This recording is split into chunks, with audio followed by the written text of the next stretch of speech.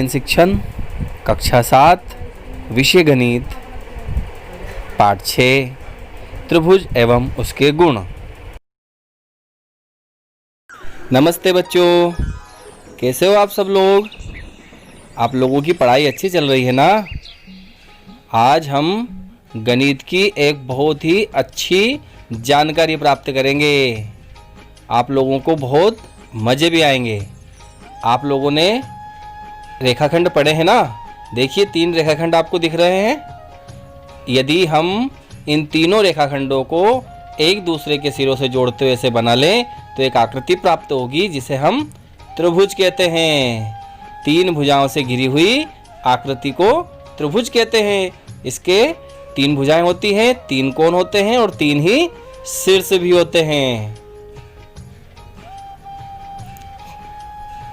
त्रिभुज के प्रकार। भुजाओं के आधार पर त्रिभुज 3 प्रकार के होते हैं।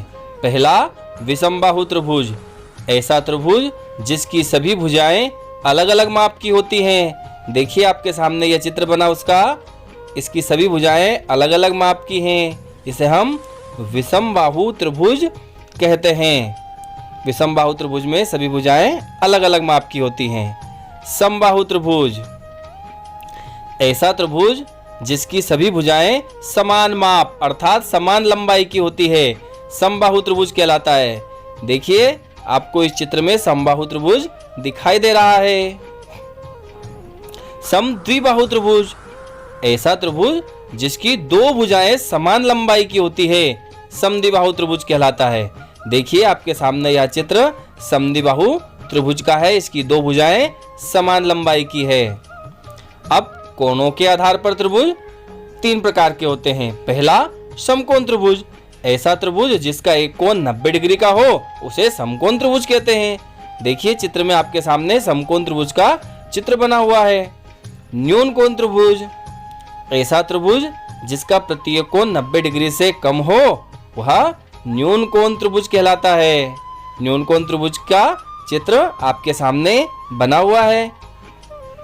अधिक कोण त्रिभुज, ऐसा त्रिभुज जिसका एक कोण 90 डिग्री से अधिक हो उसे हम अधिक कोण त्रिभुज कहते हैं। जैसे कि यह अधिक कोण त्रिभुज का चित्र आपके सामने बना हुआ है। अभी तक जो पढ़ा है उसके कुछ प्रश्न दिए हुए हैं। इन प्रश्नों में हमें यह देखकर बताना है कि कौन से प्रकार का त्रिभुज है। तो इसके लिए हम क्या करेंगे, इनकी लंबाइयों को देखेंगे। जिनकी लंबाई समान होगी वह समबाहु त्रिभुज, जिनकी लंबाई असमान होगी वह विषमबाहु त्रिभुज, तथा जिसमें 2 भुजाएं समान लंबाई की होगी वह समद्विबाहु त्रिभुज होगा। तो हम इनकी माप को देख करके इसका पता लगा सकते हैं।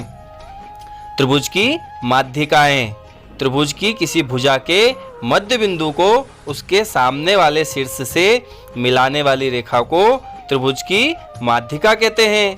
किसी त्रिभुज में 3 माध्यिकाएं होती हैं और त्रिभुज की तीनों माध्यिकाएं एक दूसरे को एक उभयनिष्ठ बिंदु पर काटती हैं। त्रिभुज के शीर्ष लंब, वह रेखाखंड जो त्रिभुज के किसी शीर्ष से सम्मुख भुजा पर सीधा ऊर्ध्वाधर मिलता है त्रिभुज का शीर्ष लंब कहलाता है। त्रिभुज के प्रत्येक शीर्ष से एक शीर्ष लंब खींचा जा सकता है। देखिए यह आपके सामने चित्र में एक शीर्ष लंब खींचा हुआ है। प्रश्नावली 6.1, त्रिभुज PQR में भुजा QR का मध्य बिंदु D है। अब हमें बताना है कि PM इस त्रिभुज में क्या है। तो PM त्रिभुज PQR का शीर्ष लंब है। B वाला क्वेश्चन, PD त्रिभुज PQR की माध्यिका है क्योंकि यह QR के मध्य बिंदु पर स्थित बिंदु D है और QM बराबर नहीं है MR क्योंकि बिंदु M QR का मध्य बिंदु नहीं है। अगला क्वेश्चन है त्रिभुज ABC में BE एक माध्यिका बनानी है। देखिए आपके सामने एक त्रिभुज बना है ABC, इसमें हम लोगों ने एक BE माध्यिका बना दी। इसका अगला क्वेश्चन त्रिभुज PQR में PQ तथा PR त्रिभुज के शीर्ष लंब है।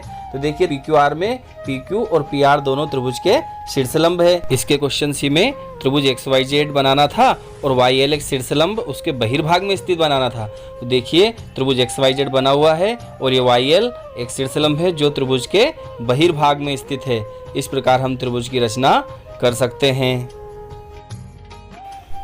प्रश्नावली 6.2, किसी त्रिभुज के बाह्य कोण का मान उसके दूरस्थ अंतः कोणों के योग के बराबर होता है। इसी प्रकार हमें इस आकृति 1 में x का मान ज्ञात करना था जो बाह्य कोण है, और उसके दूरस्थ अंतः कोण क्रमशः 70 डिग्री और 50 डिग्री है। तब बाह्य कोण का मान दूरस्थ अंतः कोणों के योग के बराबर, अर्थात 50 + 70 = 120, मतलब बाह्य कोण x का मान 120 डिग्री होगा। इस प्रकार हम अन्य त्रिभुजों के बाह्य कोण का माप भी ज्ञात कर सकते हैं। त्रिभुज के अंतः कोण, त्रिभुज के अंतः कोणों का योग 180 डिग्री होता है। अंतः कोण मतलब त्रिभुज के अंदर के कोण। आज हम सीखेंगे त्रिभुज के अंतः कोणों का योग गुण। त्रिभुज यानी ट्रायंगल 3 रेखाखंडों यानी लाइन सेगमेंट से बनी एक बंद आकृति यानी क्लोज्ड फिगर है। किसी भी त्रिभुज में 3 अंतः कोण होते हैं। जैसे इस त्रिभुज में कोण 1, कोण 2 और कोण 3, ये 3 अंतः कोण यानी इंटीरियर एंगल्स दर्शाए गए हैं। त्रिभुज के इन तीनों कोणों में एक दिलचस्प संबंध है। चलिए इसे जानें। इसे हम एक क्रियाकलाप करते हुए समझेंगे। कागज पर एक त्रिभुज बनाकर इसे काट ले।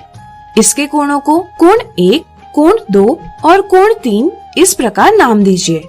अब तीनों कोणों को काटकर अलग अलग कर लीजिए। अब इन्हें इस प्रकार से व्यवस्थित कीजिए जैसा कि इस आकृति में दर्शाया गया है। ऐसा करने पर आप देख पाएंगे कि कोण 1, कोण 2 और कोण 3 तीनों कोण मिलकर एक ऋजु कोण यानी स्ट्रेट एंगल यानी 180 डिग्री का कोण बना रहे हैं। इससे आपको क्या पता चलता है? सोचिए सोचिए। बिल्कुल सही, हम कह सकते हैं कि कोण 1 धन कोण 2 धन कोण 3 बराबर 180 डिग्री है, यानी कि त्रिभुज के तीनों अंतः कोणों का योग 180 डिग्री है।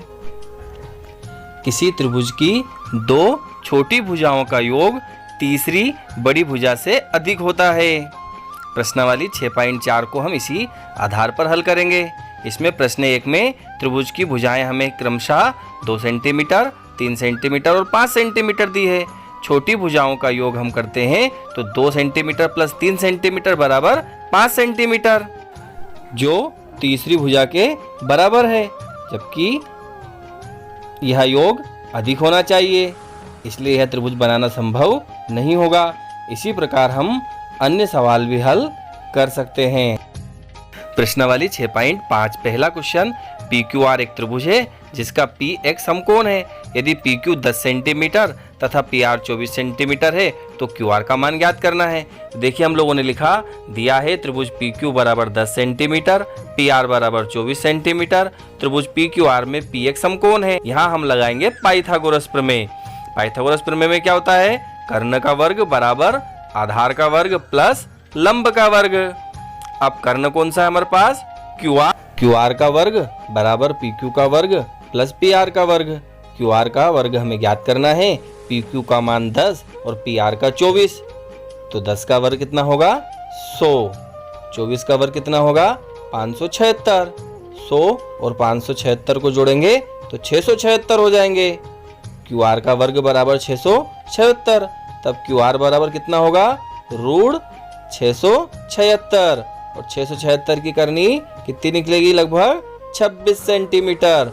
तो QR बराबर 26 सेंटीमीटर होगा। यह हमारे प्रश्न का आंसर होगा। इसी प्रकार हम पाइथागोरस प्रमेय लगा करके अन्य प्रश्नों का हल भी ज्ञात कर सकते हैं। तो बच्चों, त्रिभुजों के बारे में विभिन्न जानकारी आपको कैसी लगी? कल आप लोग हमें जरूर बताएं।